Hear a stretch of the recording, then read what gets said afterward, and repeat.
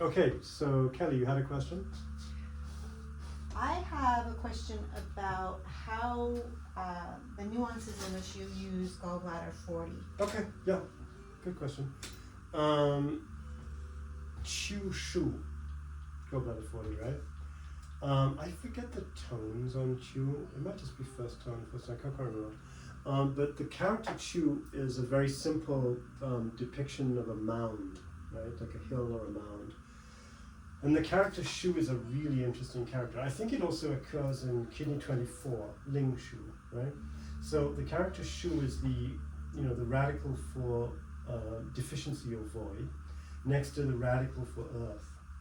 And the meaning of the character Xu is a temple, like a temple that has been abandoned, like a temple in the mountains that the ancestors used to use that is now kind of abandoned and no longer connected with.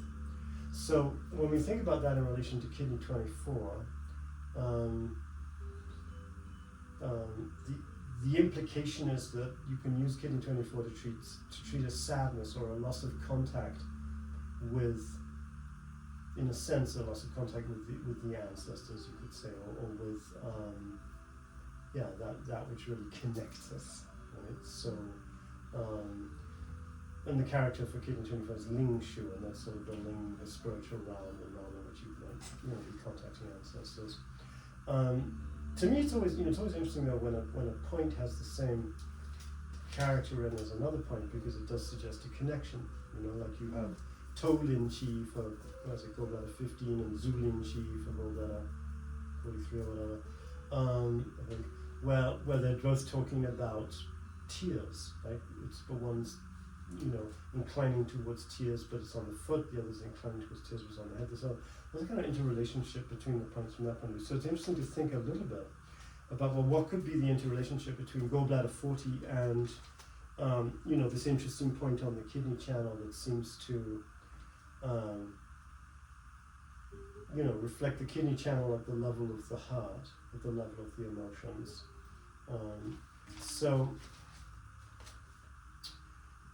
I once had an interesting story about Gallbladder 40. That there was a very famous acupuncturist in China, and because he was famous, he was wildly secretive. Or maybe he was wildly secretive because he was famous. I don't know how it works in China. But people used to sometimes keep the herbal formulas secret, or they would keep their acupuncture practices secret, because they only want to pass it on to the son, the daughter, or their close disciples, right? And in the Chinese system, the disciple is a son or a daughter. They sort of don't quite just, if you become a disciple, a formal disciple in the Chinese sort of lineage systems, you are like the son or the daughter of the practitioner. So this practitioner kept what he was doing secret a lot. But he was writing everything down, and so when he died, there was a mad dash to find his treatment notes. And what they figured out by reading through his treatment notes was that he needled Gallbladder 40 on practically everybody. That was his secret point, his go-to point. So why would that be? Why would somebody needle Gallbladder 40 on everybody? You don't know. You're asking me. I was asking you. Was that rhetorical or? No, just kind of wondering if you have, if you have any thoughts about it, but you don't have to. It's okay.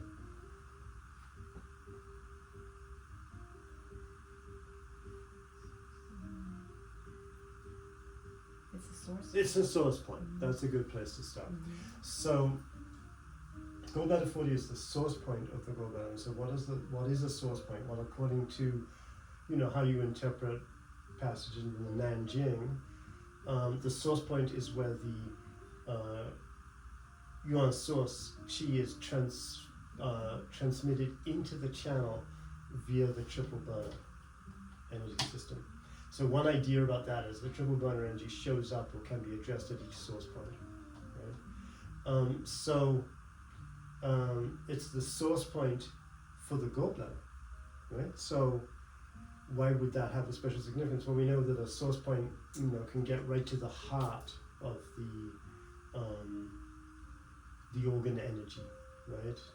It's source points on the yin channels, of course, always tonification points. On the yang channels, they're just their own functionality. But the yin channel overlapping of source point with tonification point very often is, emphasizes how a source point can strengthen the organ at its core, right? Because you're bringing in that yuan source energy. So, one idea might be that, he wanted to strengthen the gallbladder at its most fundamental level. But why would he want it? Why the gallbladder? Why not the heart, the spleen, or liver, any other organ really? That's interesting to speculate about. There is a passage in the Neijing where it says all of the organs depend upon the gallbladder. They're all in a dependent relationship to the gallbladder. Because of that's what I think. that yeah. pivot? Because of that, the pivot, right? Thank you. Because as it says in chapter 5 of maybe Qiu Xu, I think, the Xiaoyin and the Xiaoyang are pivots, right? The Shu pivot functions. So, one idea about why would all of the energy systems or organs depend upon the gallbladder, maybe because the gallbladder has this pivot function. When you look at the gallbladder channel, typically we think of the gallbladder channel as sort of zigzagging between anterior and posterior side locations, traveling down the whole side of the head, side of the body. But if you look at the interior branches of the gallbladder channel, there is an interior branch of the gallbladder channel that travels right down the middle. And it actually says in the description, original first description of the gallbladder channel, which is in chapter 10 of the Qiu Xu, it says that the gallbladder channel passes through the point between the breasts, right in the middle, like CV17, CV18, boom, right through that. So that to me strengthens this idea that the gallbladder could have some, central balancing effect. A little bit like how the triple burner divergent channel passes from Baihui right down through the middle of the body, and triple burner and gallbladder are both Xiaoyang, and they're both this pivoting kind of phenomenon. So, from my perspective, also the gallbladder represents the movement through all the different energy bodies and physical bodies. Like in my understanding, the gallbladder energy transects right through from the Ling realm, which you can also think of, and again, this is sort of Adam's version of things, but from the Ling realm, which you could also think of as the spiritual body or the Ling body, through the Shen, the astral body, through the Qi body, etheric body, and then down into the Jing of the physical body, right? And the gallbladder has a very strong relationship to Jing. In general, the gallbladder has a relationship to Jing. We know that, for example, because gallbladder 39 is the influential point of the marrow, for example. That there's this kind of quality of connection to Jing. So it's connecting down through all of those subtle bodies, boom, from the top to the bottom, and kind of in one go. And then is it also related to Daimai with Okay, gallbladder that's 41? yeah, And of course. so it's like Of course and yes. Okay. So one aspect of the gallbladder, the hidden aspect of the gallbladder, the aspect of the gallbladder that I think is not normally talked about, this is just verticality going straight down. And so that's interesting, as an energetic function. Now, of course, as you just mentioned, there's a whole other aspect of it, which is, you've got that zigzagging on the side of the gallbladder channel, where it really looks like the gallbladder is kind of knitting together Tai Yang and Yang Ming, and it's kind of as if, vibrating back and forth between those two, hence its kind of diagonal zigzag type of path. And that looks like the Daimai, right? That looks like the nature of the Daimai, which is to kind of wrap the energy fields. And it's important, I think, to keep in mind that in TCM, the daimai is described as this one distinct kind of movement around your waist. And if you get overly attached to the way acupuncture channels are drawn, they're all drawn like a map, like the map of the London Underground. They're all just these thin lines everywhere, which is not how energy moves at all. I mean, well, it can, but that's not really how it works, right? But because we end up learning and seeing that, we learn points as numbers and we learn channels as lines, very digital, right? A very digital overlay on what's actually there. It can sort of create this distorted idea. In other traditions, the daimai is actually perceived as wrapping around the whole body. So there are Korean traditions where you've got 9 daimais wrapping around the body. There are traditions where you have like 7 daimais or 3 daimais wrapping around the 3 dantian or wrapping around different energy centers. So, as much as there's this inner hidden centrality aspect of the gallbladder, there's also the whole daimai aspect of the gallbladder from the confluent piping gallbladder 41, where it's a sort of protective effect upon, or let's just say an influence on your daimai, right? Your daimai could be, has a polarity, just like the gallbladder actually. The daimai has a polarity of it's too firm, too rigid, too like, too boundary, and maybe too hard, right? That looks like a kind of gallbladder excess energy. Or it's too wishy-washy, too collapsing and not enough boundary, and that looks like a gallbladder deficiency energy. And in fact, when we look at the basic pathologies of the gallbladder, they always seem to divide into basically gallbladder excess, like gallbladder damp heat or gallbladder excess heat, liver gallbladder heat, where the person is irritable, irascible, takes decisions rashly, quickly, can be compulsive in that sort of decision-making tendency, almost like a little like a compulsive gambling type of thing. And that has that quality. And then you have gallbladder cold and deficient, where the person is easily startled and afraid of everything and timid and can't make decisions about anything and just kind of get stuck in their head when they have to make a decision. So it's interesting to think, I never really thought about that before. You've got this sort of yin-yang polarity in gallbladder pathology, and then you've got the strong relationship between the gallbladder channel and the daimai, and this sense of like how the daimai can have those two sort of polarities too.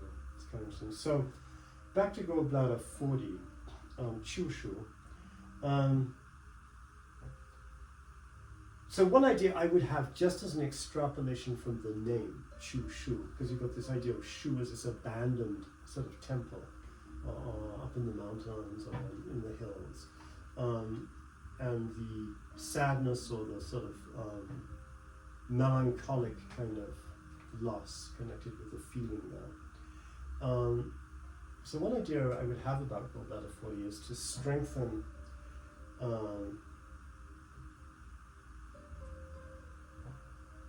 maybe sort of reminding me of Kidney 24, maybe to sort of strengthen someone's sense of connection to their true home, to their spiritual home, you might say. Remember, in the acupuncture channel system, the heart channel and the gallbladder channel, have this really interesting sort of balancing function, which is both because they're pivots, Xiao Yin, Xiao Yang, and also because they're midday, midnight in the clock system, which really emphasizes, they've got this interrelationship with each other. So maybe, working on the source point of the gallbladder channel, which is, would activate more that inner line of the gallbladder channel, because it's the sort of inner pivoting quality, the source energy. Maybe to me then that sort of emphasizes or strengthens the connection between gallbladder and heart, or gallbladder 40 and the spirit, and the Shan. So I'm just kind of playing with ideas as I think about this, based on the name and so on, and its location. And so I tend to do gallbladder 40 a little bit with that feeling in mind, like I want to strengthen the gallbladder, right? So there's this saying in the Neijing, which is that all the organs depend upon the gallbladder. There's another saying in the Neijing, and this is, it goes back to my emphasis of that there's an inner, as it were, hidden or not very much talked about aspect of the gallbladder channel, which is the centrality aspect, which is in the Neijing it says, as I remember it, it says the gallbladder like presses into the middle, Zhong. And the character for middle, Zhong, is you've got your square kou, and then you've got a line cutting right through it. So when you say middle and you write middle in Chinese, you emphasize that axial thing going right through the center of something round or spacious or open. And yeah, right there in the Neijing it emphasizes that. It emphasizes that the gallbladder presses into the middle. What is the middle from that's in energetic Chinese medicine terms, is the middle Shaoyan, because we've got this inner pivot, we've got this inner core, the Shaoyan, and then of course you've got the the Jueyan that's kind of spiraling in and out of that, moving in and out of that, and you've got the Taiyan, and then you go out to the Yang, but the innermost is the Shaoyan. So thinking about that. Why else? Why would I use gallbladder 40? I would use gallbladder 40 to treat any joint, a la Bob Doan style, or Richard Tan style, mirroring style, where you can use the ankle joint to treat the hip joint. You could use the ankle joint to treat the shoulder joint. You can use the ankle joint to treat the wrist joint. If I'm seeing a problem in the gallbladder, outer gallbladder, part of gallbladder 29, gallbladder 30, absolutely gallbladder 40 could be a great way. And then when it comes to needling, I very much, I want to say I follow Bob Doan's thinking about penetrating into the joints, but to be honest with you, I've been doing that really on my own for the last 20 years in terms of how I needle joints. I always go into the joints when I can. So when it's musculoskeletal, if it's musculoskeletal, or if I want like a deep kind of tonification effect, I'm going to get the needle into the joint. So no different with gallbladder 40. I'm going to penetrate that needle into the joint. Now there's an interesting zone next to gallbladder 40. It's halfway between gallbladder 40 and bladder 62. And that's always worth palpating. It's always worth palpating around the ankle, because it's very quickly will show you where there's a major blockage or problem, or which channel is involved, which systems are involved. Halfway between gallbladder 40 and bladder 62 is this point which I learned as Dr. So point. And I now know that everybody calls it something else, and I can't remember what they call it. I learned it from the Dr. So, who I think started the New England School of Acupuncture and was a practitioner in Vietnam for a long time. He practiced in Vietnam, he was Chinese.